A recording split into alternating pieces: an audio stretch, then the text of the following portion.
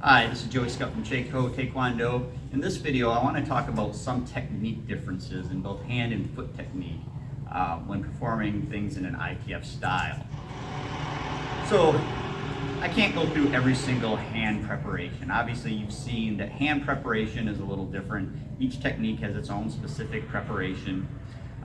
You can get a lot of that from just watching videos to see where they put their hands. The important thing to remember is all hand technique will rotate 180 degrees. So if you're ever doing something and you find, oh, that my hand didn't rotate as I executed, both hands should rotate 180 degrees. So you're probably got your hand position wrong if you ever have a hand that's not rotating one way or the other as it's going through that technique. So one of the biggest differences that you're going to find is the middle punch height. All right. So when we're executing a middle punch in ITF, it's still on center line, but the height of it is going to be the height of your shoulder. All right. It's not going to be your solar plexus. That's a little.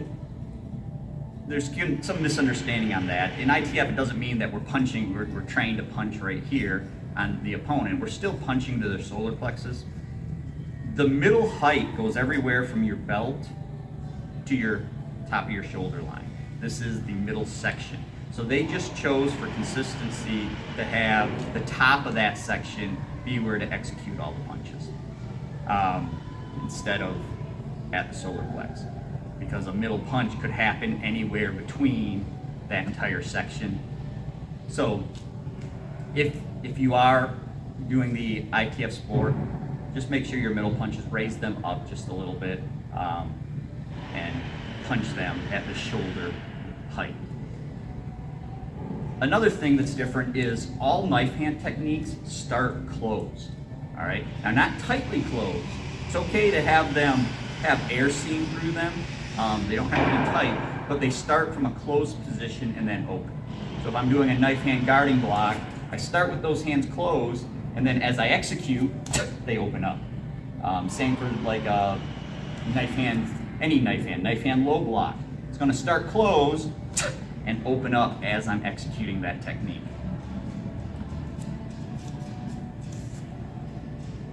The motion that you go through for all techniques.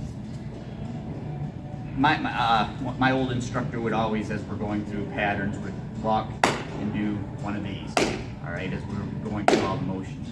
And what that meant, what that was supposed to represent was about 90% of the time you're spending on going through something is preparation. And then that last bit is your execution. So in the video where I talked about sine wave, the first two, the down and the up, is taking 90% of your time, and that execution is right at the end. So technique is going to look like this. If I'm stepping forward blocking, it's going to be, all right, most of that was the wind up, getting ready, the preparation, and then snap that technique as fast as you can for the last 10% of it. Same with punching. All right, spend most of that time in the preparation phase. As opposed to, you don't want it to be like a 50%, like where I'm kind of punching and preparing 50-50. It's, all right. There's two rules with hand techniques, well, a lot of rules, but two big ones that always come up that are in the encyclopedia. Every hand technique, every motion starts with a slight backward motion. All right, that's one of the rules. And then once you're in motion, you don't stop. There's no stopping point. So what do I mean by that? And I'm going to turn sideways so you can see a better demonstration of what I'm talking about here. The idea of, like, if somebody gives me a ball and says to throw the ball to them, what am I going to do? Am I going to take the ball and just throw it? No. I'm going to come back and then throw it. So that's where that's coming from. Every motion has a slight backward motion before you go back forward. So when I'm doing a punch, I'm not firing it from my hip. I'm coming slightly backwards, all right? Coming slightly backwards with it before I go back forward. The other part of this is once it starts, there's no stopping point. So what ends up happening is I'm not just going to go straight back and straight forward, because when I get to this backwards, I'm stopping and then coming straight forward. Instead, my hand's going to take this U shape. And I'm going to use this U shape a few times because it's very common when we're training in ITF. So the hand's going to come back, kind of make a sideways U, and then when it's back at its furthest, that's when it comes back forward. All right? So watch this hand closely as I go through this. All right? You see it's coming through that U-shaped position as I'm executing. The same thing happens with a block. So if I'm stepping forward and blocking, say I'm doing middle blocks, as I'm coming forward, this preparation is the preparation we use for a middle block. It's hands back to back and cross. But we don't actually stop here. We train white belts like this just to make sure they're getting their hand preparation correct. What's actually happening is we cross through this. That's the slight backward motion. And then we take this, again, it's this U shape. We come through that around and then we execute.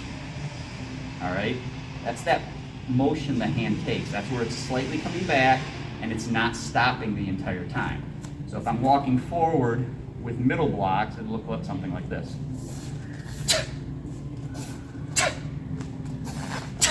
All right?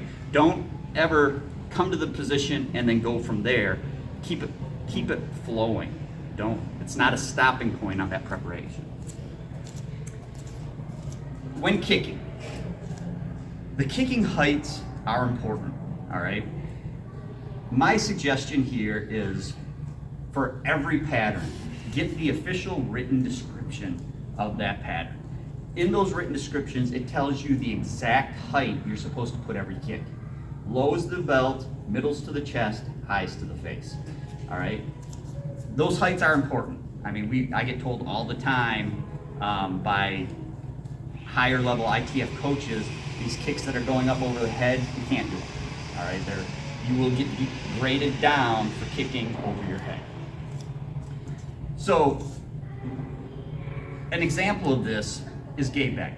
I see Gabe Beck performed a lot, and most of the time I see this performed. The second move to that is a twist kick.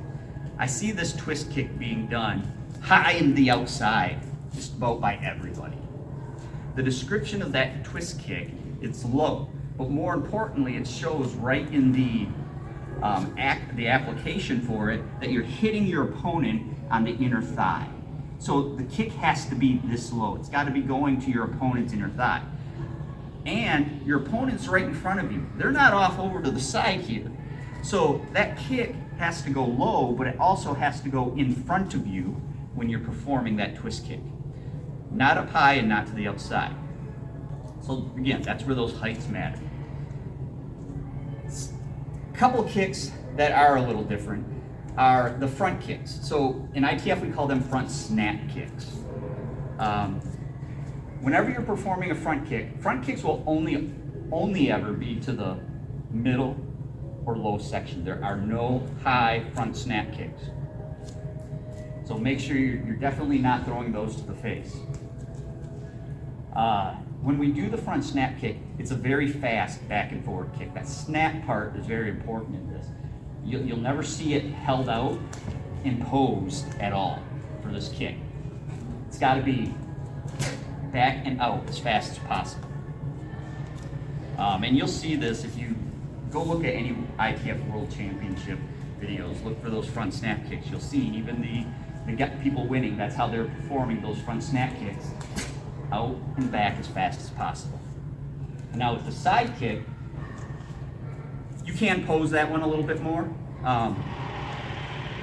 So as I'm doing my side kick, it is okay to have that stick out for that brief second before pulling it back. Every side kick, unless the description says otherwise, you want to throw that punch out with the side kick. Again, unless the description tells otherwise. There's quite a few times where the description will tell you to do something different with your hands. What's important about this is that punch that's going out is not a hammer fist. All right? I'm turned sideways this way for this one so you can see this. when I go to do that punch, I cannot have my hands on this side of my body when I'm doing that. Otherwise, that's coming out like a hammer fist. So when I'm going to do the side kick, I gotta have my hand on this side of my body, all right, in preparation for that. So when I kick, it's going straight out in a punching position and then coming back. Not from the front of the body. That gives a hammer fist look to it. The other important thing for that punch is it's always parallel with your leg. So depending on the height, if I'm going for, if it says a low side kick and that's going to have to be the belt level, this punch is going to be parallel to my leg. If I'm going up higher, I raise the punch. You never want it to look like this, where the punch is going at a different angle than what the leg is. So the turning kick is a different kick as well. So turning kick, if you see that in the written description, again, you gotta look at the written description of these patterns to understand what you're really doing. The turning kick is what the WT calls the roundhouse kick. In my mind, the turning kick alone kind of describes the difference between ITF and WT at a very high level. There'll be some disagreements with me on this, but the biggest difference between the two to me is WT being the sport side and ITF being focused on defending yourself. And the turning kick is, to me, the perfect example of this. So if you see turning kick we like to say is off on a 45 degree. All right.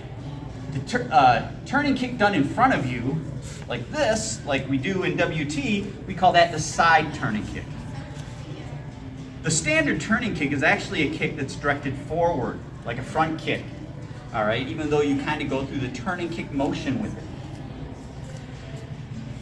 It's meant to be right, even though it's off at a 45, you're actually thinking that you're hitting someone straight on.